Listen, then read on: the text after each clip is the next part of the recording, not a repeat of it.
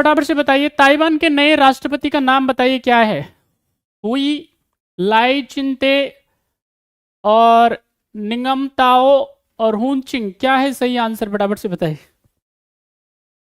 Taiwan में last अभी जनवरी में चुनाव हुए हैं, जरा बताएं कौन प्रेसिडेंट बने हैं?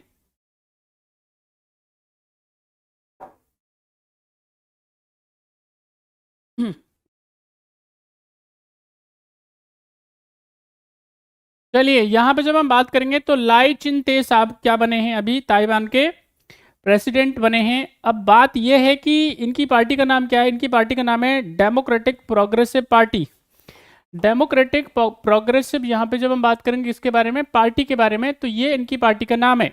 तो अब क्या है ये क्या है? चाइना विरोधी हैं, ठीक है कि नहीं? ये क्या चाहते हैं? ये ताइवान की स्वतंत्रता चाहते हैं, ऑटोनॉमी चाहते हैं और चाइना का विरोध करते हैं बेसिकली। तो इसलिए क्या है, चाइना ने धमकी भी दी है कि अगर इसको चुना जाएगा तो फिर सेना की कार्रवाई करी जाएगी। उन तमाम चीज़ों के बावजूद भी लाई चिनते बन गए क्या अब वहाँ पे राष्ट्रपति? तो इससे क्या होगा, भारत और साथ ही साथ में ताइवान के, माफ़ कीजिए, भारत और ताइवान के जो रिलेशनशिप की अगर हम बात करेंगे तो और मजबूत होगा। बात समझ में आई? एक और हम जो है, एक हमको और एक दोस्त और मिल गया है जिससे हम क्या कर सकते हैं, चाइना पे कंट्रोल स्थापित कर सकते हैं ना, थोड़ा थोड़ा। तो राइट आंसर इसका बी। नेक्स्ट क्वेश्चन का आंसर करें आप सारे बच्चे फटाफट से। क्वेश्चन नंबर 7 का आंसर करिए। ब्रिक्स से संबंधित कथनों पे विचार करिए, बड़ा इंपॉर्टेंट है, बड़ा खास है, यहाँ से सवाल बनने की संभावना है पूरी पूरी। जल्दी बताइए सारे बच्चे क्या है। ब्रिक्स के संबंध में ये बड़ा खास है, इंपॉर्टेंट है, जहां से सवाल बनने की संभावना ज्यादा है। 5 स्टार क्वेश्चन है ये। चलिए फटाफट से बताइए।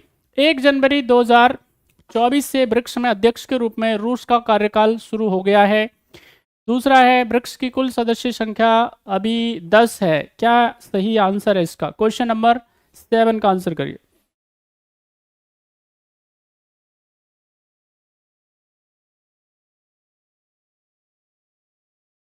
सभी बच्चे जल्दी जल्दी से आंसर करें, क्या है सही आंसर क्वेश्चन नंबर 7 का? जल्दी बताइए, फिर आगे बढ़ते हैं। सभी बच्चे जल्दी जल्दी से बताएं क्या आंसर होगा। ब्रिक्स के बारे में जल्दी बता दीजिए फटाफट से।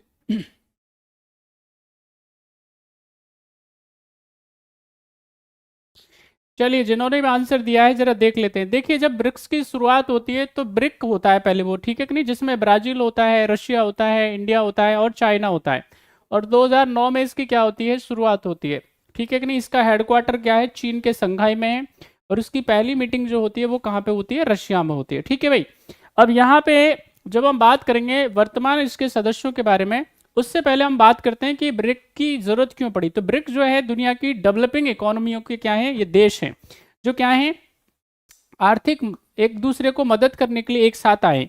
अब इसमें अगर हम बात करेंगे तो पूरी दुनिया की अगर हम इकोनॉमी की बात करेंगे तो हम लोग अक्वायर करते हैं लगभग लगभग, यानी ब्रिक के जो कंट्री हैं वो दुनिया की 42% इकोनॉमी को क्या करते हैं भाई, अक्वायर करने का काम करते हैं, ठीक है।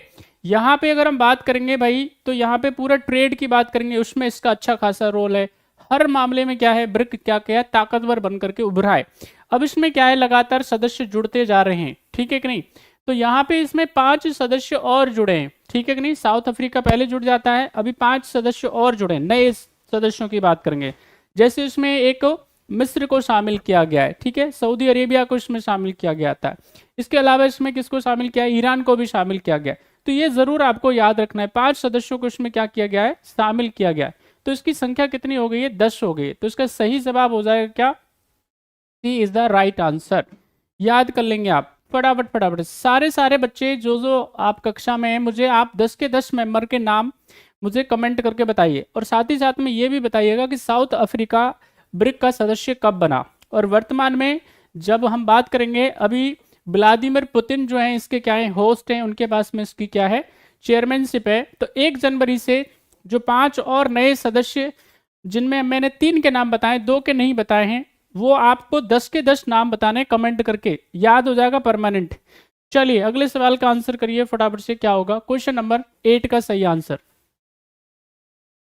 आपको बताना है ब्लैक होल का अध्ययन करने के उद्देश्य से इसरो के द्वारा कौन सा सैटेलाइट लॉन्च किया गया है, फटाफट से बताइए। Which satellite has launched by ISRO for the purpose of studying black holes? क्या है सही आंसर? पोलोमेट्री, एक्सपोसैट, एस्ट्रोसैट और IXP? क्या है सही आंसर? सब बच्चे आंसर करिए जल्दी से। क्वेश्चन आपकी स्क्रीन पे, फटाफट से बताइए।